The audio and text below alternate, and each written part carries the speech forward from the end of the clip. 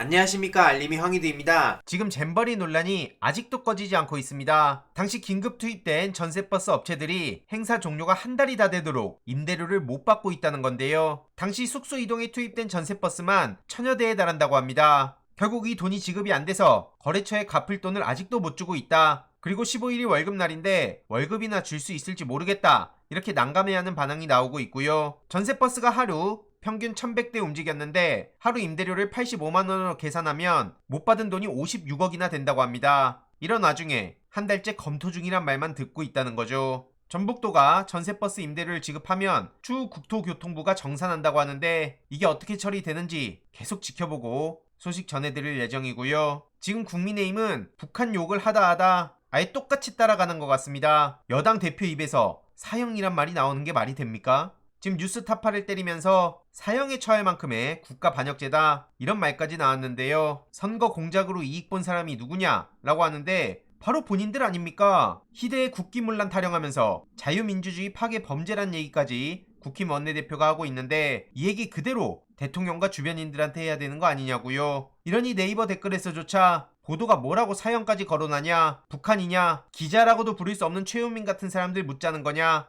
조중동 기자들 목 닫고 기다려야 되냐, 이런 얘기가 괜히 나오는 게 아닙니다. 지금 국민의힘은 내부적으로 굉장히 다급한 상황이 처했죠. 김태우 등판에 집안 싸움이 번지고 있는데요. 현재 국힘 강서구 병 당협위원장이 반발을 하며 무소속 출마 움직임을 보이고 있다고 합니다. 김태우 씨를 사실상 전략 공천한다고 하니 후폭풍이 거세지고 있는 거죠. 그래서 국힘에선 탈당 후 무소속 출마를 만류하고 있다고 하는데요. 만약 김진선 예비후보가 탈당하면 일부 당원들도 따라서 탈당할 가능성이 크다. 결국 이렇게 되면 보수 내부가 분열되지 않겠습니까? 충청 향후에 강서구 연합회는 긴급회의를 열어서 집단으로 탈당계를 작성했다고 합니다. 그래서 지금 국힘 내부는 분란을 어떻게 정리할지가 제일 큰 문제라고 하는데 특히 김기현 대표 입장에서 이게 얼마나 난감한 상황이겠습니까? 이러니 해당 소식을 접한 시민들은 뜨거운 반응을 보이고 있고요. 민주당에선 김태호 검찰 수사를 촉구하고 있습니다. 각종 비리 혐의로 대검의 감찰과 징계를 받은 사람인데 뭔 저렇게 말 같지도 않은 언플을 하고 있냐, 강서구청장은 웬 말이냐, 이런 반응이 나오는 거고요. 김태호 씨와 건설업자가 서로 부당하게 이권을 차지해 왔는데 이거야말로 윤석열 대통령이 그렇게 강조하던 이권 카르텔이 아니면 뭡니까?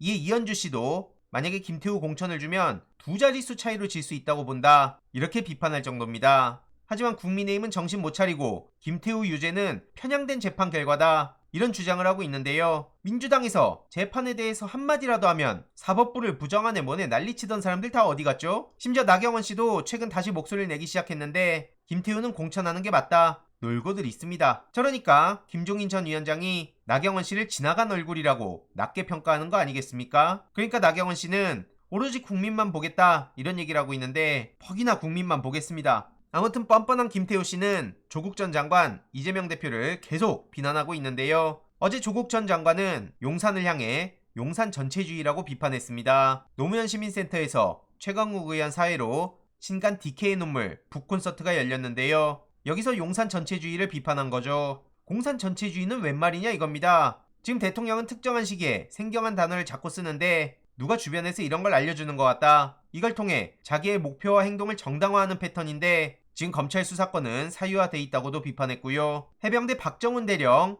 계속 괴롭히고 있는데 윤석열의 적은 윤석열이다. 지금 이런 상황에 처한 겁니다. 참고로 어제 이성용 검사장까지 등판했죠. 이 세 분은 지금 윤석열 정부에서 가장 껄끄러워하는 상황 아닙니까? 그럴수록 우리가 계속 관심을 가져야 된다 보고요. 지난 영상에서 말씀드렸듯이 이성용 검사는 손준성 승진에 대해서 왜 이렇게 다들 조용하냐, 휴가 갔냐 이렇게 비판하기도 했죠. 그리고 조국 전 장관의 딸 조민 씨는 유튜브 채널 해킹당했는데요. 빠른 시일 내로 복구가 되길 바랍니다. 그리고 오늘 태영호 의원이 이재명 대표의 항의 방문을 했는데요. 참 놀고 있단 말밖에 안 나옵니다. 경찰에선 해병대 1사단 압색 절차 진행에 착수했다는데 관련 자료를 제대로 확보해서 공정한 수사를 할 수 있을지 계속 지켜볼 대목입니다. 이후로 어떻게 되는지 소식 계속 전해드리도록 하겠습니다. 이번 내용도 유익했다면 구독, 좋아요, 알림 설정, 멤버십 가입 정말 큰 힘이 된다는 점 말씀드리고 싶습니다. 주위에 널리 공유 부탁드립니다.